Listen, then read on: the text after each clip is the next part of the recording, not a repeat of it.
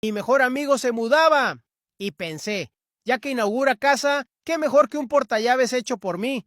Así que encontré un palet y empezó la misión. Saqué las tablas, quité los clavos con palanca y martillo y limpié todo. Pasé cada pieza por el cepillo eléctrico, luego corté con la sierra de inglete las medidas exactas, apliqué pegamento en los bordes, uní las tablas y las sujeté con prensas hasta que secaron. Marqué un círculo en la madera, lo corté y le di aceite de linaza para resaltar la veta. Hice lo mismo con 2 tablas más pequeñas para los estantes. ¿Quieres el plano y las medidas? Comenta planos y te lo paso.